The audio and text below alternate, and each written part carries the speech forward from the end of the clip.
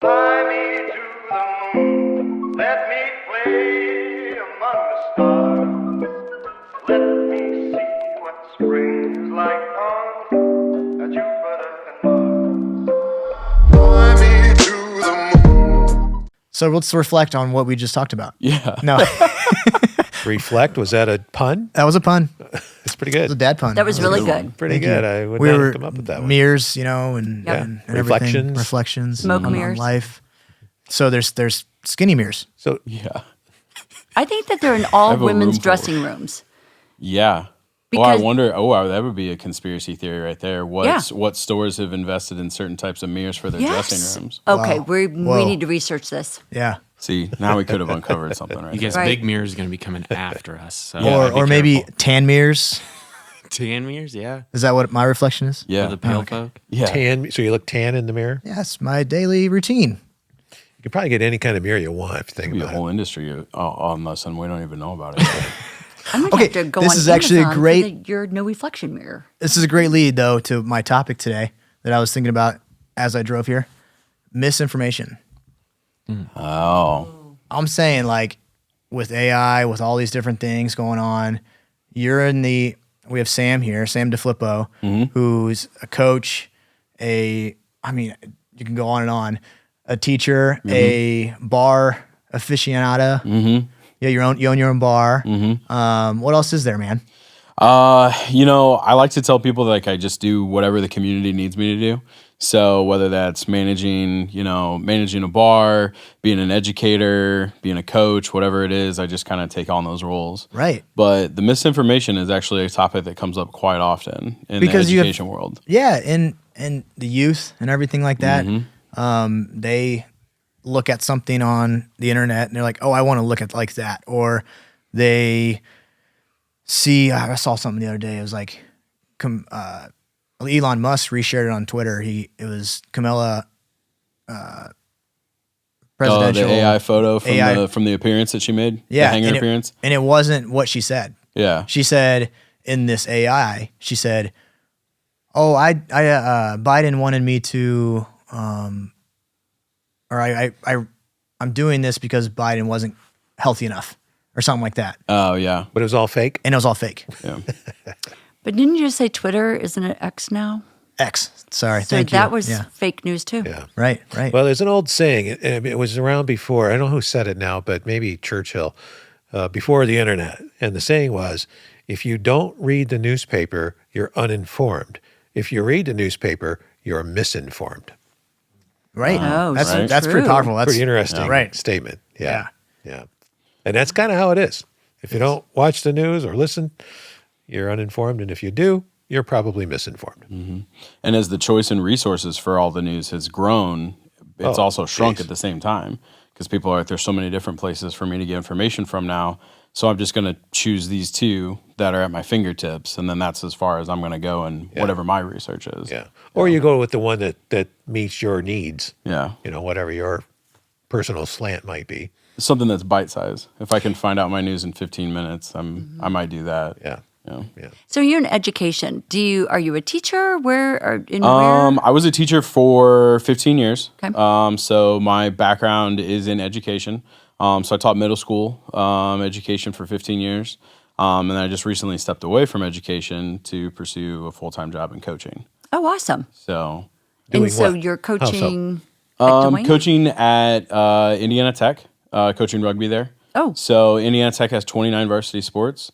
We're the 29th on campus, so they've added rugby. It's something that they've wanted to do for a while, so they added rugby last year, advertised out for a full-time coach, brought me on in February.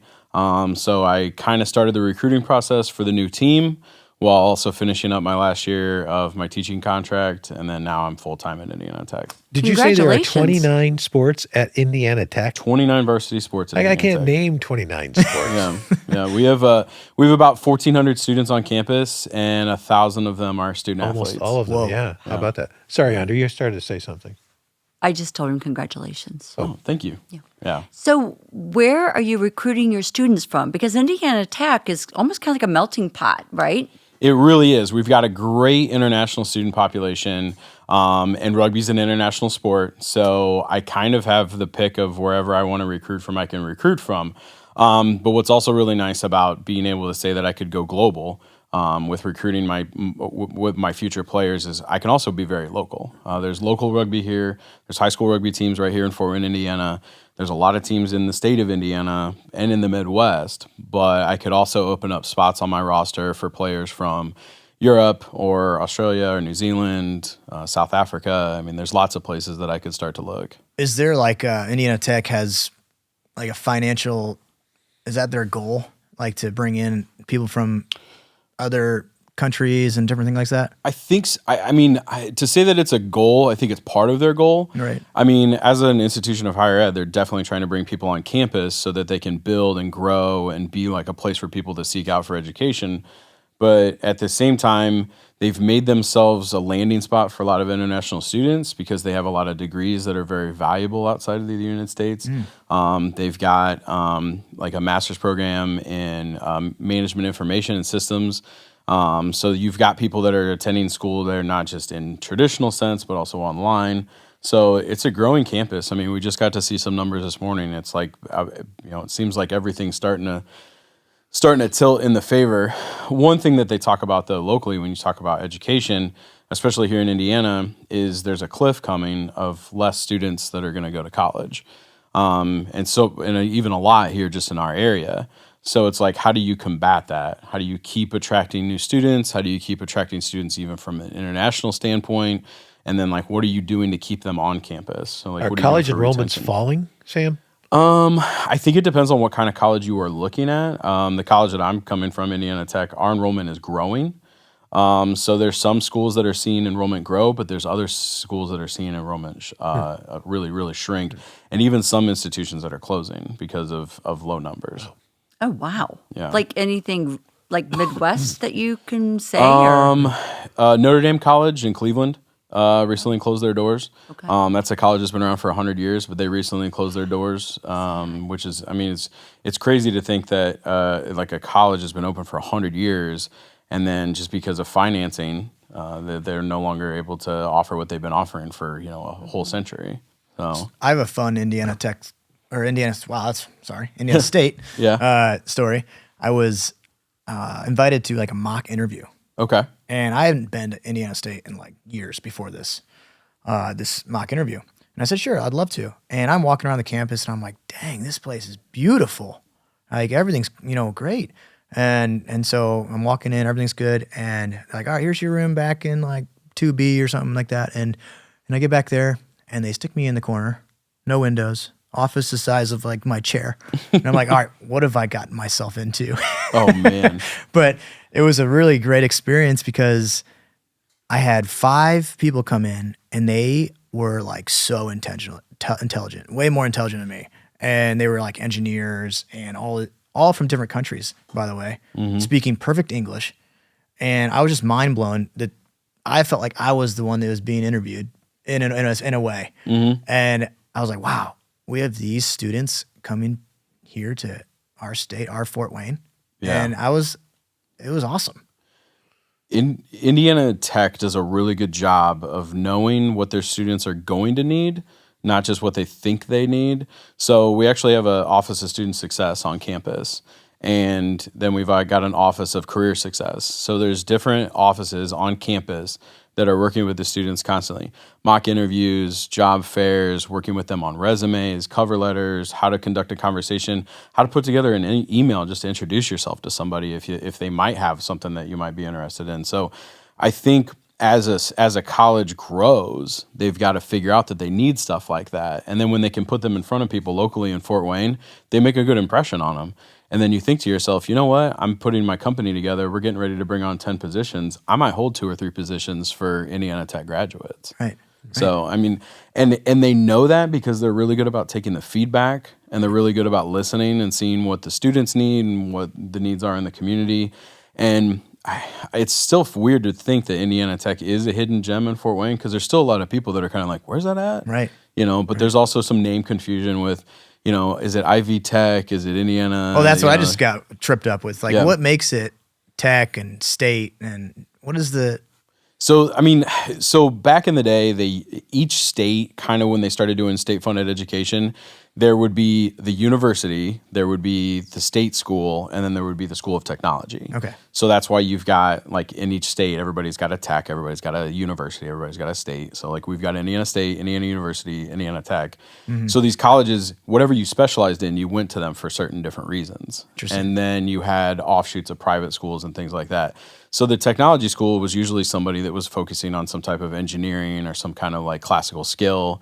And then as more and more of these colleges became liberal arts universities, then they started offering like a much wider span of majors and things like that. Nice. But you usually had like one school that everybody went to become an educator. So you had like an education school, and that was just that school. But then they were like, well, we can also offer this major and that major. And then you have a huge liberal arts boom where now you have most of the colleges in the state of Indiana offer, upwards of like 50 to 60 majors. And then there's the battle to get different students on campus that can do, then you're coming to get your graduate school degree, or you're getting an online degree, or you're getting some sort of certification. Well, I saw that too. Like Fort Wayne Community Schools started their like online school. Yeah. Welcome to the future. Like you can anyone can sign up, register, and it's all online. And To get a diploma from high school. I don't know if I could get through that now. Yeah. It's probably a lot tougher than it used to be. it's a whole new venture. Yeah. And you don't have to be in Fort Wayne, Indiana to go to Fort Wayne Community Schools anymore. Oh, That is amazing. whoa. Same with Southwest Allen, same with a lot of the schools. So you that don't ever have to started. show up for school. No, they send you the computer in the mail, you log on, and you go to school. Just read something today. In fact, I think, did you send that to me? Yeah. An article about Fort Wayne Community Schools and IU Fort Wayne. And they're doing some sort of a joint program now where the students, if they have a 2.0 grade point average, they're automatically accepted at Indiana University Fort Wayne. And the process, and you don't have to go through any kind of an application process. You look at the grade point average and you're in. I find that amazing. It is amazing, and a lot of it is that you have these institutions of higher ed that see that there's a cliff coming, and less students are looking for a college education. Yeah. So they're trying to capture them even at a younger age, and they're trying to go where they can meet them. And it's daunting, but at the same time, it's great that there's still the opportunities that are out there for them. But every school locally has started looking at doing like an early start education. Yeah. Is it the same cost to do online as to like go to school? Yeah. I think the cost differences that you end up running into are when you've got an online, you don't have the classroom, so you've got less building maintenance, less things like that. So the price might be a little bit cheaper to go online, but if you're attending on campus as a regular undergrad student and you've got like 5 classes that are in person and 2 that are online, you're still paying the same price. Yeah. Interesting. But how does it teach? I'm going to go back to the schools. Yeah. Having the computer, how does that teach them social skills? How does that teach them showing up on time? How does it teach them time management? Because if they're doing it online, is it still the same hours? Are they in a classroom, like with Mrs. Smith, teaching whatever she's teaching, and then when that class is done after 50 minutes, then do they pause and then they have 5 minutes and then they go to Mr. Jones' geometry? Well, How I does equate that work? to work experience too. Like people now are Yes. remote for that too. Yeah. Right. Yeah. And they get no socialization. No. Scary. And I think I don't think that's good Yeah. for people. That's just, but I'm old school. There's definitely there's the old school, the new school, and then the online school, right? So you got to Right. think Nice. to yourself, how are we going to get the same services or the same feeling? Because I think where we're all coming from people that went to school, whether it was from the 60s to the 80s to the early 2000s, we had a traditional understanding of what school looked like and what it felt like. Well, now post-COVID, we've got a completely different idea of what this looks like. So I would say if you're somebody that's like looking into an online education program and you're thinking to yourself, like, what am I going to get? What am I going to get out of this? Or what am I going to do for this? There's a lot of them that are starting to add in companion programs or companion apps where you would sign up for the online school, but then you also have some app or another website that you can log into that teaches you things like time management, how to be productive, how to have a good sleep schedule, because you might not be getting that in the regular application that you're getting in the classroom. Whoa. Whereas if I'm teaching in a traditional classroom and I've got a student that falls asleep 15 minutes into every one of my lectures, I've got to step out independently and be like, hey, what's going on? Well, I'm not going to bed on time.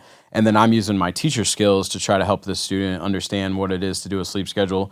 A student that's online might use some sort of website that we've offered them to then be like, oh, okay, this is a good time to go to bed. This is a good time to wake up. These are healthy hygiene habits to have and things like that. So not only are schools putting into their teachers, they're putting into their content, their resources online as well. Yeah. So is there more spending for the schools?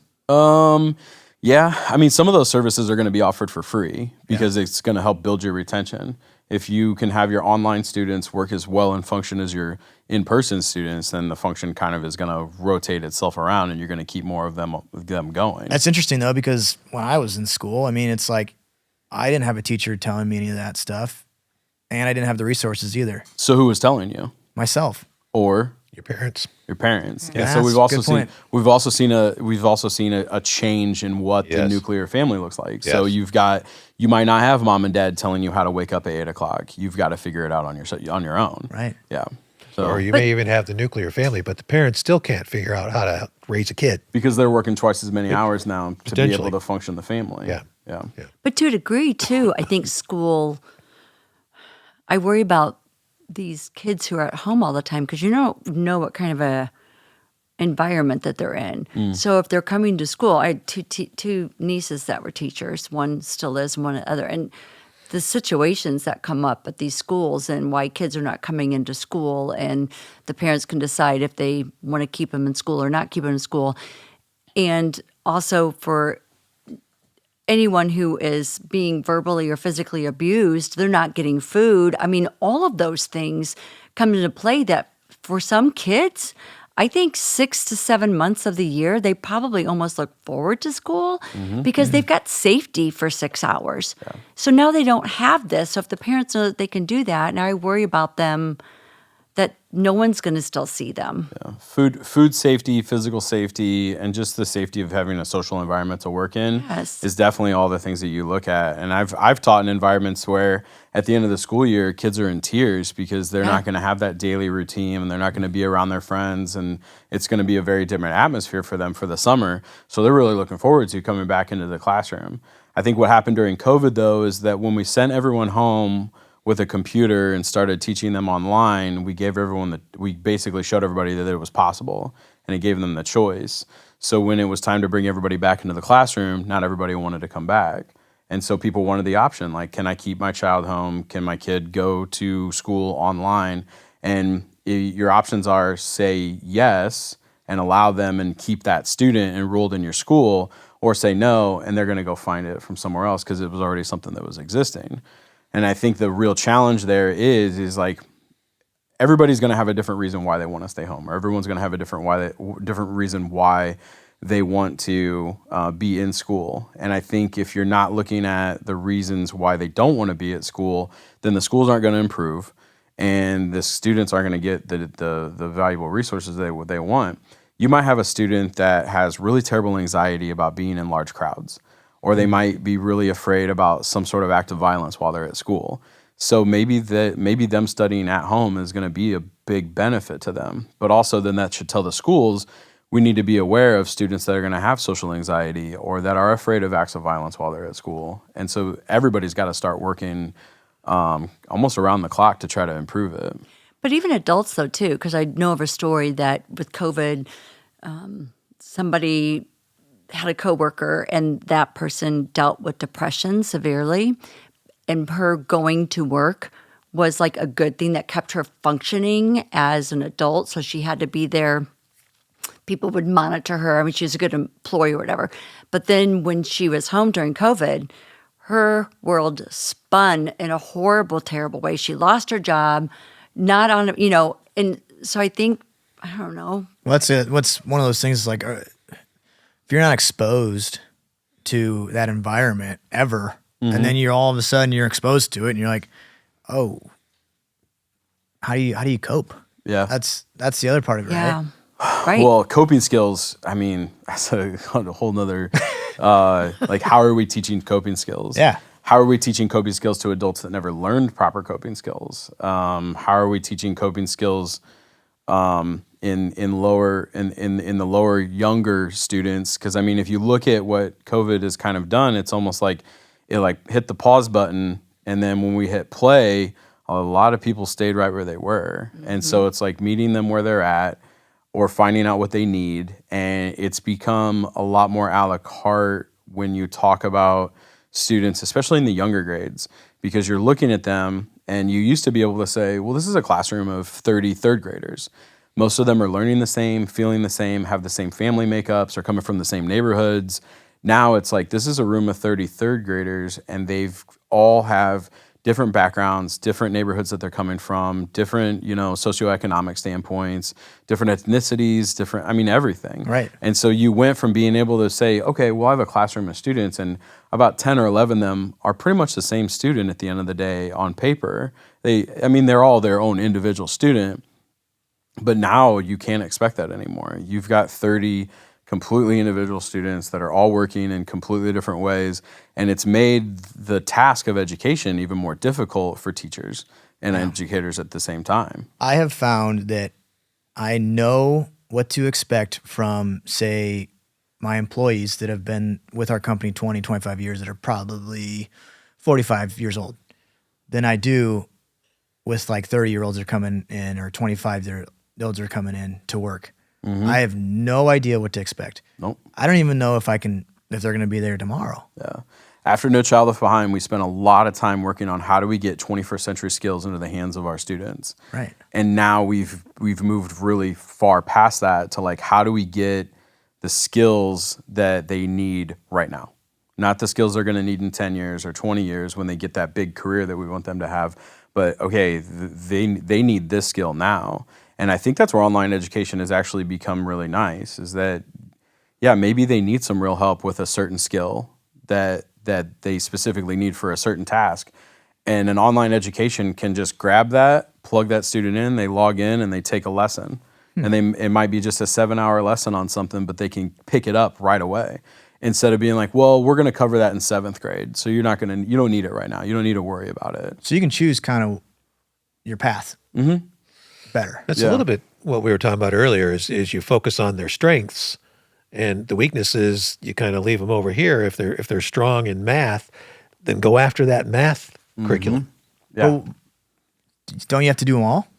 You have to do them all, but we're actually starting to see a turn in some states. They're allowing students to kind of almost choose their high school courses a lot like their college courses. Yeah. But then in Indiana, we've got a big movement to get some different education and some different things with that high school diploma that they think they need for actual career readiness. Right. Yeah. Whoa. It's the tides are turning. Yeah. Yeah. I hope that as this turn is taking place, that kids are taught, and JA tries to do it, but I hope kids are taught some practical things like how to balance your checking account, how to make sure that you have enough money to pay your bills, that you're not spending more than you're taking in. And that seems to be such fundamentals, right? Yes. Well, it seems to. You would think Which it is. It's not. Yeah. No. Every April we get to see the meme online where it's like, I'm really glad I learned how to do my taxes in calculus class, or like I'm really glad that I learned the Dewey Decimal System instead of how to like do my 1099s. But yeah, there is still a really specific need for the practical education of how to be an adult. Yeah. How to sign a lease, how to look for an apartment, how to buy a car, how to open a checking account. And I think there's still a big gap when you talk about. I like that. Yeah. Sam's class for practical adulthood. Yeah. I think social skills go along with that because so many people are losing that. Oh yeah, that ability manners. to Honestly, just etiquette. Just etiquette, manners. Like, ooh, let's talk about etiquette. Yeah. One of my favorite things to talk about is etiquette. Because think about how many like 20-year-old kids are out there right now, and they just Googled, how do I walk into a bank and ask for money? Oh my gosh. Yeah. Because you really have to think to yourself, if nobody's really shown them how to do some of these things. And I'm really lucky. I grew up, my mom was a banker. She worked at PNC, National City Bank, former National Bank for a really long time. And my dad was a police officer. So when it came to something like finances or street smarts or like how to actually figure something out, like I had people that were showing me how to do it. Sure.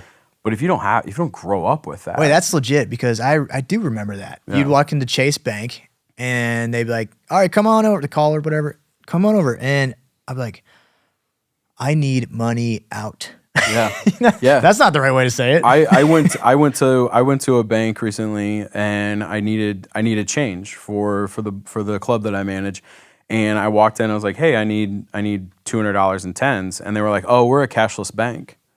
And then I stood there and thought, this is my moment. This is where I finally am like, am I old? I was like, I didn't know that we had cashless banks. Yeah. And so I just kind of was like, well, I don't want to be rude, sir. I was like, but I kind of want to ask you then, like, what can I do here?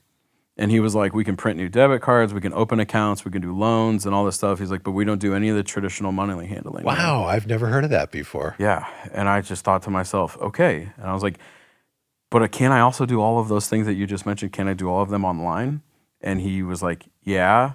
And then I just kind of thought for a minute. And I'm like, so what is this? What's the Right. point? Because so much has become automated or things like that. But I mean, you really do have like even older adults are starting to have to relearn skills because things are changing so quickly. Right. Sounds Yeah, I like do- a brick and mortar website, pretty Yes. much. Yeah, it was like a website. Yeah. It was a website with doors that I got to walk into. And I just thought to myself, oh, wow, okay.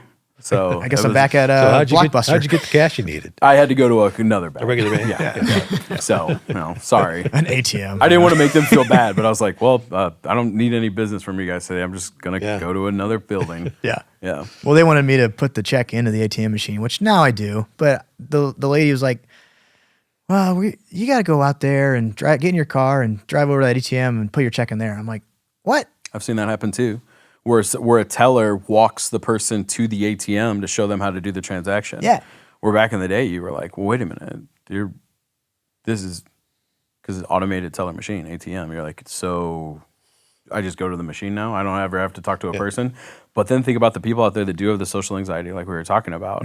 Oh, I just get to do I can do everything from the app or I can do everything at the ATM. I don't even have to leave my car. Like some of these automations have benefited certain people in society. Yeah. Right. And it's Sasquatch Tea Time. And this is our sponsor, Tom Titman and his co-founder, Oh, delicious. which is spacing me Individual right tea now. bags But in there. yeah, Oh.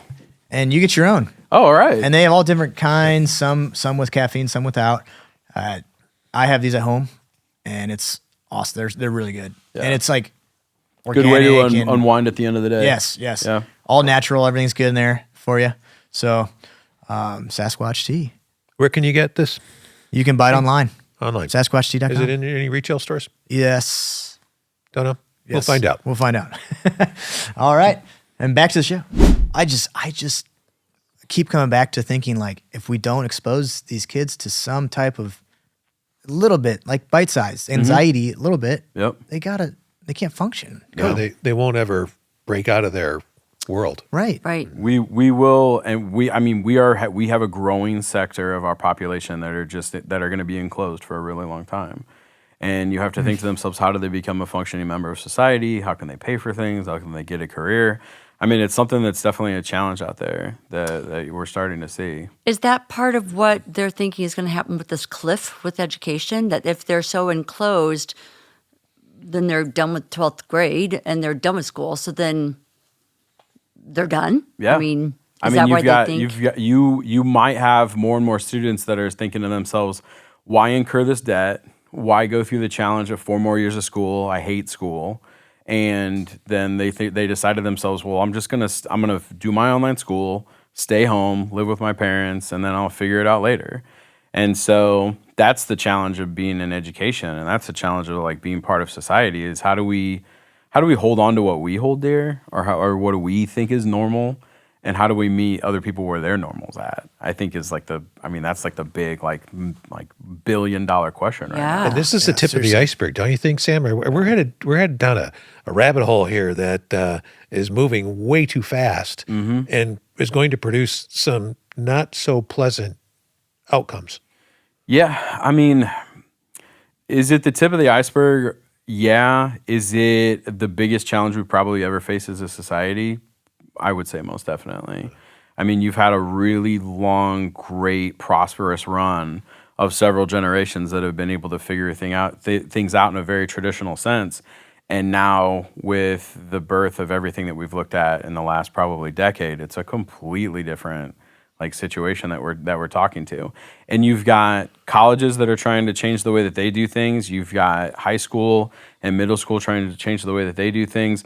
But there's no functioning part of government or society that's helping all of those things get in line. Right. So then you've got parents that they've got their kids and they're choosing that first preschool or that first daycare, and they're thinking to themselves, how are they going to get from here to that scholarship possibility or that college possibility? And everybody's pretty much fending for themselves at the time right now. And I think that is kind of scary to think about. Like, what is the future really going to hold for all of us? And what does it look like for us as business people? What does it look like for us as parents and mentors in the community? Mm-hmm. So yeah, it's a big challenge that's sitting in front of us. You have kids, right? I do not have You have kids. Okay. Nope. Yeah, I think about my kids sometimes all the time, and I'm like, they're only in pre-K. Yeah. And I'm like, what is next? It's Yeah. like that's why this conversation is so What will the world be like in 15, 20 years when they're becoming adults? right. Mm-hmm. And I'm traditional, but I also give them a lot of like, screen time, not a lot, like about an hour a day screen time. Right. Yeah. And traditionally, like, I'm like, you guys go outside, let's socialize, things like that. And I want to be okay with that, but like moving towards the future, it's all internet, everything's on your phone and everything. And it's like, so what is the happy medium there? Well, I mean, I go back to what you were saying about the student that you got to sit down with at Indiana Tech for the mock interview and how well they presented themselves and how on the front foot they really were about what their future was going to be. And as much as we're worried about what the future would look like if we give them too much internet time, we really need to focus on, well, maybe it's not going to be like that. Mm-hmm. Maybe we are going to be able to give them the skills that they need to get themselves into a really successful position that we want for them. Because I think what ends up happening is like, it's just a worry sandwich. You've got your kids that you're sending to whatever school you're going to choose. You're at home worrying, are they going to get the skills? Are they going to grow up and be functioning members of society? And then they're also at a school right now that's worried, like, are we getting them everything that they need every single day? And that student is stuck in the middle, and they feel a lot of that from the environment, and they know that people are putting pressure on them to go a certain way or a certain thing. And, I'm one of those people that I'm pragmatic, and that I'm like, I think it'll all work itself out. If there is a big cliff coming in education, maybe it's not as deep as we think it's going to be. So we kind of go back and forth with that. But then so much of this falls on the parents. Right. And I'm lucky, one, in the fact that I don't have any children that I have to worry about, but I get to worry about everybody else's kids, right? Right. Or people bring people to me, and then I recruit them to come to Indiana Tech, and then I'm like convincing these moms and dads, like, don't worry, I'm going to take care of your child while I get to help them to get an education. But I do think sometimes when we sit there, we're like, how are these kids going to function, or how are these students going to function down the road? But then you're like, well, how am I functioning? I figured it out. That's true. I think the hope is That's just true. like A lot of them will, but a lot won't. I mean, Yeah. it's already it's happened for generations. Yeah. Some just never figure it out. Mm-hmm. So youth in general, like, you've taught for years and now you're coaching, and have you seen like a shift in those type of kids? Yep. Yeah. In a positive manner, or a different manner? What's how would you describe that? I would say that we're definitely I'm in a situation now where I can talk to, I'm talking to high school sophomores, juniors, seniors, right now, the male student athletes for a men's rugby team at Indiana Tech. And I'm talking to some players that I get to sit down with them, and I talk to them and a parent, and they're like, they've got they're applied on Common App already. They've got their SATs planned out, their ACTs planned out. They know how many colleges they're going to apply to. They're going to early apply by November 1st and have a decision by January 1st. And I'm talking to those families, and I'm thinking to myself, there we go. Mm-hmm. Give me 100,000 of those families to recruit from. Right. But then I'm also talking to kids where I meet them face to face and I ask them what their GPA is, and they say they don't know. Or they're not really even sure how to find a GPA or what the GPA is. Or they give me a number that ends up being completely different than the number they have. And then I'm like, okay, well, do you have, can you give your mom or dad's email address? And it's like, there's a communication gap, there's an education gap, there's a socioeconomic gap. So there's a lot of different things, but at the end of the day, you're really trying to just look at like the quality of the person. And so if I look at that person that has a parent right over their shoulder that's helping them figure out all those deadlines and all those things, that's awesome. And I don't have to put a lot of effort into that, but I really see a lot of high quality in that person. So I'm going to recruit them as much as I can, but it's going to be pretty easy for me to cross that bridge. Yeah. Whereas I might find a lot of high quality in somebody who I've got to work a little bit harder for. Yeah. And I got to put a little more time into them because I've got to figure out, okay, can I get mom's email? What school district are you at? Do you know how to actually walk in and find out your GPA? Do you have a college counselor that you can talk to? So there's going to be a little more work with that. Right. So it comes back to the parents, because if the parents are involved, then it helps you. Yes. But also if the parents are too involved, it hurts. Then it hurts. Yeah. You know? Yeah. Yeah, I had a parent. I was down. I was recruiting in another city. I'm trying hard not to like name cities and things like that. But, like, I had a parent walk right up to me and say, "Do you have any full ride scholarships?" And I said, I mean, technically yes, but you know, there's a lot of things that we have to. There's a lot of hoops we have to go through before we even get to that point. Right. Because people have seen either in the movies or they've seen like what's going on with NCAA and things like that, and so they just assume to themselves, "I want to get my kid to the point where they can get a full ride scholarship." And it's like, is that really the reality of what we're looking at with student athletes and with sports right now in this country? No, it's really not. There's a lot of other factors that are out there that are present to that. But you have a parent, like from that standpoint, that they think their kid's the best on the team, and so they deserve something. And then you've got to kind of like, I don't know, have a balancing act where I'm still presenting an opportunity for this player, but I've also got to kind of like understand that, you know, mom or dad in the background might have a different sensibility than I do. Right. Yeah. It's like what was the movie Blindside? Yeah. And they were like, yeah, we want our kid to go to this school. And then it came out recently that like it was the parents picking the school. Yeah. I'm pretty much, I'm sitting in the living room, you know, I'm just like Nick Saban does, I guess. I don't know, it's kind of weird to compare. I'm not comparing myself to Nick Saban. But like, No, I heard he goes and just puts the rings down. He's like, hey, 1, 2. Yeah, right. Yeah, let me get to that level. But yeah, you're sitting down, you're either sitting down with families or you're meeting them on the sidelines after a game, or you're talking to them in the parking lot while they're on their way home, and you're like, you're a salesman, and you're trying to talk to them about the opportunity that they might have down the road. What's your sales pitch? What is it? Well, hold on, because Saban retired. Yeah. So everybody moved up one notch. That's true. We all did. Yeah. Good point. Yeah. Good point. Except I'm in a completely different universe because I'm not even a football coach. I'm coaching rugby, so I kind of get a whole new echelon. You can be the Nick Saban of rugby. Yeah, I'll shoot for it. Yeah. I mean, the guys that are out there right now, I think one thing before, I talk about like my sales pitches is like, I have noticed that now that I've taken on the role of being a college coach, my sensibility to guys like Jack Clark at Cal or Justin Hickey at Notre Dame or, you know, Sam Minari down at University of Kentucky, my sensibility about what rugby is going to be or what rugby should be is similar to those guys that are being really successful. So even though rugby in itself and college sports in itself are like Sean Duffy at Arizona, as I've talked to these guys and as I've gotten to see them kind of function in the rugby realm, I'm like, that's what I want my program to look like, but that's the kind of head coach that I want to be too. Right. Whereas I look at other coaches where I'm kind of like, they're kind of going in a different way than I would want my direction to go.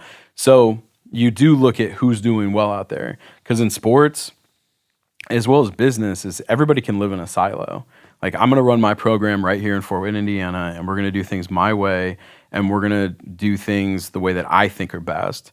Or I can be collaborative and I can reach out and be like, hey, I noticed that you guys hosted this tournament or you got this player, you know, how did you do that? And we ask a question or two, and then we can start a conversation and we can kind of see how we can work together and what works well and what doesn't work well at the end of the day, and then how we can do it better the next time. Right. And I think what's really nice about just any industry, but especially like the coaching world, is that you do have people that are willing to reach across and be like, hey, I'll share this information with you, or I'll talk to you about this thing, just so you can do better. Because this is kind of a little bit off topic, but I remember when Fort Wayne started getting a lot of microbreweries. And I remember asking one of the owners of a local microbrewery, like, oh, did you see so-and-so's opening up a place over on the other side of town? And the first thing he said was, that's great. That's great news. And I was like, why? It's more competition for you. He goes, not right now. He goes, there's only 2 or 3 microbreweries here in town. He goes, if we had 8 or 9 or 10, then we're all working in competition.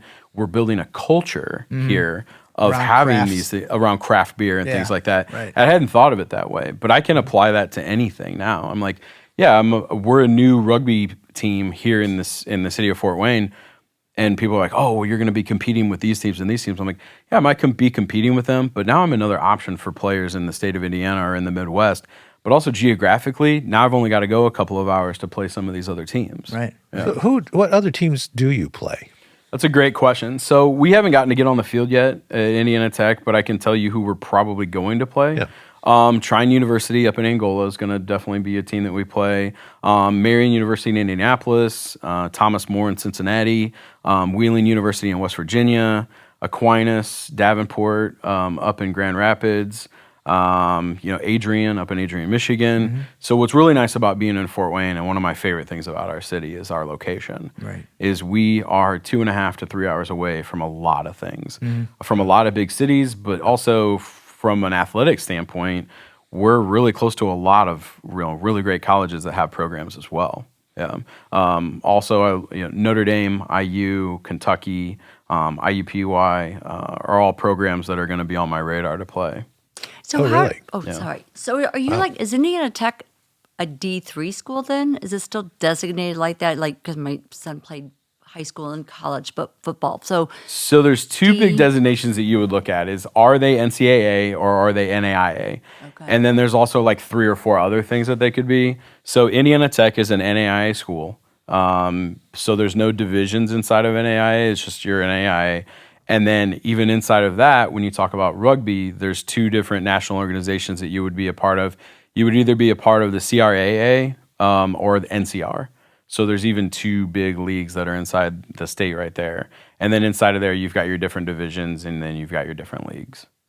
So it's a lot. It's a lot of alphabet soup. Right. Yeah. yeah, because it just doesn't make sense that you try to, like you say, maybe you can play Notre Dame, but it seems like that those guys are going to be a totally different level than like an Indiana Tech or a school up in Grand Rapids, or like, I guess I'm thinking of a D1 versus D3 schools, or even D2, and those are potentially bigger guys. It would definitely be apples to oranges if Indiana Tech, as an NAIA school, started a football program and then wanted to play Notre Dame football. But when I look at it from a rugby perspective, Indiana Tech can offer scholarships to bring athletes on campus to build a rugby program, where at like Notre Dame or IU, it's a rec sport, or it's part of their, or it's a part. Okay, it's maybe not part of the main athletic department, so it's not part of like their scholarship athlete program. Yeah, like the Big Ten has they can only have so many of each women's and men's sports. Like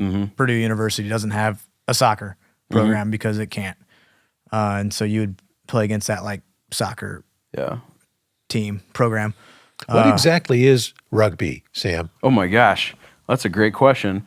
So rugby is from soccer, and then from rugby we got American football.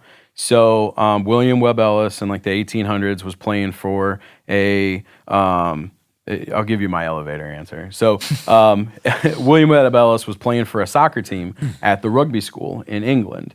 And his team was terrible. They lost every single game, and he was really fed up with it and got sick and tired of losing every game.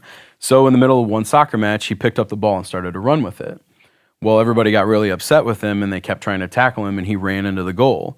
And then they started adding a couple of more rules, because the rugby school was like, well, if we're bad at soccer, we might be good at whatever this is. So, add hundreds of years of sports into that. Rugby comes over. It's a sport that's really popular in England. So as the country of England starts to establish colonies and places all over the world, it starts to get popular globally. It comes to the United States, though, and the Victorians are watching us play rugby, and they're like, that's too rough. I don't like this. Yeah. Why is everybody hurting each other? Why are they going back and forth? Why is it being so rough? So they said, well, we should really stop and take a moment and then have some more rules and put helmets on, and then we had American football come from rugby. So rugby is an international sport. Any size can play, any shape can play. It's fast, it's dynamic, it's fun. It's got a lot of really deeply rooted personalities like camaraderie, respect. So there's a lot of things that come out of rugby. But basically, just to give you like the what is rugby, we play two versions of rugby. There's rugby 15s and rugby 7s, which we just saw in the Olympics. So it's 15 on 15. There's two positions on the field that you fall into of that 15. You're either a forward, which is like kind of like a lineman, or you're a back, which is somebody that's like a wide receiver or a quarterback. It's an 80-minute match. The ball can only be passed backwards. The only way to advance it forward is to either run it or kick it. There's a lot of laws inside of all of that kind of makes up what a rugby game looks like. But it's continuous possession. So there's not a lot of commercial breaks. So it's actually a really exciting match that you get to watch 40 minutes of pretty much nonstop play during a match. But there's one referee and then two side referees to manage all of this chaos. But we make jokes about it like it's an elegant violence, or soccer is a hooligan's game for gentlemen, and rugby is a gentleman's game for hooligans. So it just kind of depends on where you've met rugby or where you've seen rugby. And I mentioned the Olympics. We're actually really, really fortunate this year because the USA women's sevens team was able to bring home a bronze medal, and it's bringing and will bring a lot of eyes onto rugby for us. And so it really helps that rugby's in the realm that we can have conversations about it, because you run into people. Like I had a finance meeting yesterday where somebody was like, oh, my family, we got really into rugby over the Olympics. And you might be sitting at home with your kids like, okay, how do I get my son or daughter into rugby? So it's actually a really good time to be around. So those schools you mentioned that are prospective competitors, do they all have teams already? Yes. Yeah. So basically you just bring yours up to speed and you've got competition. I think what's really nice about rugby is that once I have 15 players, I can pick up the phone, call another one of these teams, and we can get a game on the schedule right away. So how many players are you up to? I am right at about 11 right now. Nice. Indiana Tech is, I mentioned they have 29 varsity sports. Yeah. So athletics is not like, it's not something that they take lightly. Right. So when they brought me on in February, they asked that my first season of real competition be fall of 2025. Okay. And I kind of panicked on that a little bit because I'm a competitive person and I kind of wanted to see how quickly I could build a rugby program. So I was like, no, I'm going to go find 15 guys right now. Right. Well, you think about it, I'm talking to high school seniors that haven't decided on a college yet. So the player pool was a little bit different for me. The guys that I've captured so far are super high quality guys. And now that I've got that core already established of about 10 to 12 guys, now I have an entire year to pick up another 10 to 12 guys and really put a team together. Yeah, Did you actually recruit these 11 players that you have now? Yes. So you went out and handpicked these kids. Handpicked, recruited them all one by one. Wow. Yeah, so it was a daunting task. You have 11. There are 4 of us right here. Yeah. So There you go. This is we're the replacement team, like that movie, Yeah, the replacement. Replacements. I just got to check your eligibility. Yeah. Yeah. Whoa. So would they be redshirted this year then, so that they'd be eligible to play? Yes. Okay. So working with some of the rugby, administrators with the NCR, I know that my guys that are going to be on campus this year, they're not going to miss out on their full eligibility. Okay, good. Yeah. Yeah. So we gave the youth a little bit of a bad rep, I feel like, earlier. I will say. Because they're the youth. I know, right? Yeah. We were once them, right? So Every older generation thinks the next one is worse. right. Yeah. I Is will that how it say goes? I coached I coached Jake actually 5th, 6th grade basketball and soccer and at the St. Vinny's. And I will say from them to I've started another company that's like analytics for high school football players. Mm-hmm. They use the wearables and such. Yeah, and so they get real results instead of the misinformation. And I will say, like, from them to that, the one thing that hasn't changed is the manners. They all come up to me, they shake my hand, it's there. Yeah. So I will say, like, nothing's changed there. One thing that has changed, though, we had them all write their email on the sign-in sheet. Handwriting. And it was Handwriting. unlegible. Yeah. And, I mean, Yeah. we had to tell everybody, all right, hey, after this camp, let's rewrite those. And then we went and rewrote them. Still can't read them. Invest in a QR code system where they can just scan it with their phone and input their email for you. I'm telling you, man, it's one of those things. Well, so yeah, we did kind of give the youth a bad rap. And one of the things we were talking about is like, what do we do for students or kids that are not getting their social skills or not getting, met where they are, things like that. And I got the answer for you. It's sports. If you think that your child or you think that your son or daughter or niece or nephew isn't getting something that they should be getting at school or at home in their education, sign them up for an athletic team. Right. And it doesn't matter what sport it is, get them out there, get them playing something. Yeah. If they end up not liking softball or they end up not liking football or soccer, whatever it is, try another sport. And especially with the Olympics just ending, there's a lot of places out there that offer rock climbing or something that you can get somebody involved in, because sports is the classroom that teaches all the things we can't teach in the classroom. That's a good point. I think the challenge is getting the parents to be aware enough and capable of making those recommendations for those kids. Yeah. Yeah, that's a problem. Yeah. And I think what's really tough is that all of us as sports aficionados in our different organizations and leagues, we need to make sure that we're marketing ourselves and that we're making things available so that when, because you really have a really tender age gap to where parents are interested in getting their kids involved in things. And if you don't make yourself easily accessible, you don't make yourself valuable, and you don't make yourself just really easy to get to, you're not going to capture those parents. So when I talk about starting youth rugby organizations around the Midwest or even locally, don't look at how do we get as many as we can for as long as we can for as much as we can. Make it really affordable. Make it easy to register for. Make the timeline really easy to, because all these parents you don't want these parents driving to 4 or 5 different locations in a week just so they can get their kids to play in sports or to get involved in any activity. So keep it simple for them. Make the path to entry super easy. And then once they get into the sport and they find out how much fun it actually is, then you can start to grow it and make things more challenging. Yeah, that's great advice. Yeah. Very nice. Well, These kids are so spoiled now. They've been playing for so long. I'm jealous. Yeah. Like, honestly. Yeah, I coached Jake. I coached Jake in high school. Right. So but now that I know what I can offer, if I could turn the tides back, I could take Jake his junior year and I could have recruited him and offered him a scholarship to play rugby and go to college right here in Fort Wayne. right. Yeah. In and so I've spite had of a his lot of grades? guys. I trust that Jake had a pretty good GPA. okay. It was good enough. Yeah. You have a question. At least you said it was, right? Yeah. All right, whatever. Sitting in front of my 2 former coaches is a little intimidating. Yeah, right. No, but seriously, I mean, I've come out the past couple years to help coach Dwanger, and these kids, their knowledge of the game is just it's such a higher level than when I was in their shoes, because I remember I had like a really good game against another team, and they're just like, "Oh, how long have you been playing, dude? You were really good." I'm like, "This is my 3rd year. What do you mean? I don't know when I was supposed to start before that." And now these kids are coming in. They're like, "Yeah, I've been playing since 5th grade." I'm like, "Oh, Yeah. In Fort Wayne? Yeah. Yeah. We start as young as 5th grade in Fort Wayne.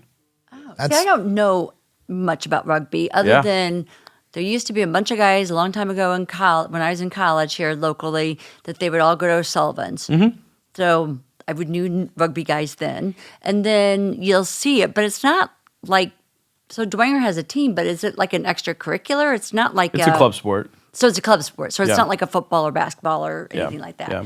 If those group of guys, and my dad being one of them, hadn't have been rugby players in the 70s and hung out at O'Sullivan's, I wouldn't be sitting here having this conversation with you guys right now. Yeah, right. Yeah, Well, I it's kinda wasn't weird at to think O'Sullivan's about. in my Right. Oh, sorry. And sorry. no, Didn't not mean to that assume. old. Sorry. Well, It was not I mean, until- that's when the bar opened. So, Yeah. Right. Yeah, Okay. Sorry. So it was maybe 80s, 2000 and- sorry. If 2010. that same group of guys was also there in the 70s, 80s, 90s, and even today. And even today, yeah. They're all still Yeah, they're all still going there. I probably played against a couple of them in the alumni game." Yeah. Funny. Yeah. Yeah. funny. All right, so we're going to O'Sullivan's now. That's great. Yeah, there you go. Let's head over there. It's just We should probably start doing a show from there. Yeah. Hey, that wouldn't be a bad break. I'm sure Frank would love that. Yeah. It's such a community sport. And so my dad started playing rugby in the 70s. And then now I'm recruiting guys that I coached in high school and things like that. And I'm going to be recruiting against guys that I've also played against. But I'm also recruiting players from teams where I know the coach or I played with the coach. So it's a huge community sport at the end of the day. So if you had like one thing to say to the youth, the parents, now that we've had this conversation, what would that be to like our listeners? I think when you have expectations that might not meet what your kids want, that then you might have to drop down to their level and see what they want. Because maybe they don't want to sign up for rugby. Maybe they want to sign up for piano lessons. Or maybe they want to sign up for breakdancing because they saw it in the Olympics and it went viral or something like that. Right. But like if they ask for something, just give it to them. Yeah. Because I mean, I think we're in such a society of saying no that I think if you give an opportunity to say yes and you allow them to try something and fail, I think we are a society of ready, aim, fire. But if we just maybe ready, fire, aim a little bit differently with our youth, I think we would give them a lot more opportunities than we're giving them right now. Well said. Yeah. Love that. Yeah. Honestly, just from, my perspective, I played it for years, still go out and coach and play every once in a while. It's the most fun I've ever had playing a sport. And it's the sport that it's more than any other sport. It's allowed me to express myself creatively on the field because there's just so many different things that you can do. And once you get good at the sport, it gets really fun. Mm-hmm. But then even outside of that, rugby itself is just like a community that once the game's over, whoever the host field is, they have food for the other team. And then the other team, hangs out afterwards. You get to know. That's cool. Yeah, for 40 minutes or whatever, how long it is, you're going and trying to destroy them on the field, but then you sit down, have a sandwich with them, and just get to know them. That has to be the only sport that does that. Right. So. It's something we're really proud of too. Well, that's where the camaraderie comes in. Right. Yes, And I love it. it's a shared passion. And rugby is also a lifelong sport. So Jake still plays.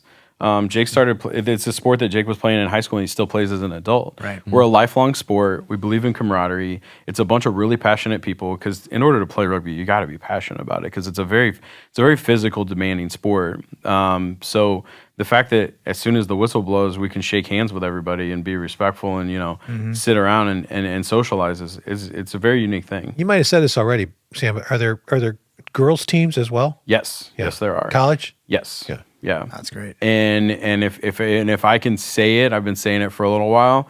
The future of sports is female. The future of rugby is definitely female. I think it is one of the most untapped markets that we have in the United States is the female sports world. And we've seen it with Caitlin Clark. Right. We've seen it with Alana Marr after the Olympics. If you are looking for an investment opportunity, I would find a local youth sports team and be like, how can I help you grow your women's side? Yeah. Well, and having that variety of sports too, right? Like that's just what it's about. Like you said, you can go and find a sport that you like. Yeah. Well, I want to come watch you coach Indiana Tech next year. Oh, I can't wait. I've never seen a rugby game, so that would be fun. The fact that we're going to be bringing collegiate rugby to Fort Wayne, Indiana, and we're going to have home matches, I think is pretty significant. I can't wait for. I mean, one nice thing that I've always avoided about rugby as a sport is like we don't have timeouts, so I can never screw up burning a timeout. But also, nobody's ever come up to me after a game and done like a press game conference or like asked me how it went. Yeah. And now I'm like, oh man, I wonder if like Glenn Marini is going to be standing there on the side of the rugby pitch, wants to know how the game went afterwards. Right, I'm like, right. so Probably. But it's something I'm really excited about. Now, are there rugs and bees involved in this game? Not as many as you would think. So okay, just curious. There's a lot of rug bays. Bay. Yeah. A lot of bays. Oh man. For people listening that are interested in rugby and might, they don't have college eligibility left, how can they get involved? You know what I mean? If it's someone that's able to go play, what are some things that they can do in town? Well, if you're somebody that wants to get involved in the sport and you might not want to take on the physical aspect of rugby, in the summer, the Fort Wayne Rugby Club runs a touch league on Tuesday nights. And so that could be like a really easy entry level for somebody who wants to get involved. If you're looking to get somebody involved if you're looking to get a boy or girl that's in like 5th, 6th grade, junior high, Fort Wayne Youth Rugby is who's running that right now. The quickest thing that you can do, and since Google has done such a good job of like organizing our lives for us, if you just type in Fort Wayne Rugby or you type in rugby clubs near me, maybe you're not listening in the Fort Wayne community, maybe you're listening to this somewhere in Ohio or Illinois. If you just type in rugby clubs near me or whatever your state is in rugby, there's something really nice that I can tell you. If you email the president or coach of a rugby club and say to them, hey, my name is Sam, I'm 35 years old, and I just moved here to the area, and I'm looking to play rugby, the person on the other end of that message is going to help you find a place. Yeah. And the reason I can tell you that is because I've been on the other end of that email where somebody's like, hey, I just moved to Indianapolis, I live in this neighborhood, and I want to find a rugby team. I will get them in touch with those people. Right. Yeah, because it's a tight community, and it's a tight community. I want to make sure if people want to play the sport, I'm going to make sure they find a place to play it. My big question is, they have physical therapists? Because my hamstring would probably blow. Well, if you look at it, what's really nice. So at Indiana Tech, we're going to be partnering with Parkview Sports Medicine. There you go. So I'm going to have nutritionists, trainers, everybody ready for my players to get involved. Yeah. But that's a whole nother topic. Like Parkview Sports Medicine, OPS, everybody. That's so nice. We never had that when we were in school. No, and OPS is working with Bishop Dwayne Rugby and Fort Wayne Rugby and things like that. There's so many things that are available out to them. I mean, strength and conditioning coaches, mental health coaches. There are so many things available to student athletes nowadays. It's great. Because we had to meet them where they were. Yeah. Yeah. So, Sam, this has been enlightening to me. I know my brother played a little bit of rugby in his senior year. Mm-hmm. Yep. But that's like my extent. I went to one game. I'm like, what is happening? But it's a fun sport, and we appreciate you being here and talking about the youth and like where we are today. Yeah. Thank you, Sam. And congratulations again for your thank new you so coaching much. Congrats, man. position. I'm We're glad I got to excited. do this. Yeah. Yeah. So next, is it played in the fall or the spring? Fall and spring. So in the Okay. fall, we play 15s, which is the 15 on 15 that I talked about. Yep. And then in the spring, we play 7s, which is the Olympic style of rugby. Okay. So there's only 7 people for each team on the field. So it's way faster. It's a lot shorter game. You can play more games in a day. So yeah, it's a completely different sport. Awesome. Inside of the sport. And it's timed. It says quarters or halves or 2 halves. 2 halves. So in 15s, you play 2 40-minute halves. And then in 7s, you play 2 7-minute halves. Legit. Yeah. Awesome. I think we should do one of our podcasts at one of his new home games next year. Yes. Yeah. On the turf. I mean, anywhere. So they're going to be working on us possibly playing on the turf. Right. Or they have Warrior Park now, which is the former Down Ross Golf Course. They maintained the front 9, but they took the back 9 and turned it into our new sports facility out there. So we're looking at that possibly being a location for our new rugby facility for Indiana Tech. But if there's one thing, if you guys ever did do a remote, Indiana Tech's facilities are top notch. Yeah. And every corner of every building is taken care of and maintained really well. And they've got some really neat buildings. My office is in Keene, which is the former law school at Indiana Tech. And I like walk in there every day and I'm like, this is my rugby office. Like, it's just, and it's a really, Buildings are really nice. Yeah. Yeah. And the buildings are just The area is amazing. great too. The area is great. And being so close to downtown, I mean, what's been really cool is that like when I have a recruit that comes on campus from either Chicago or Cleveland or wherever they're coming in from, the fact that 5 minutes away is downtown Fort Wayne. So they get to come on campus, see what Indiana Tech's all about on campus, sit down with me in my office, and then they get to go downtown and experience downtown Fort Wayne or go to a 10 Caps game or something like that right after they visit campus. It's actually been a really great recruiting tool. It's exploding. It's great. Yeah, I love Awesome. keep it going. Yeah, thank you. Yeah, thank you. Fly me to the moon, let me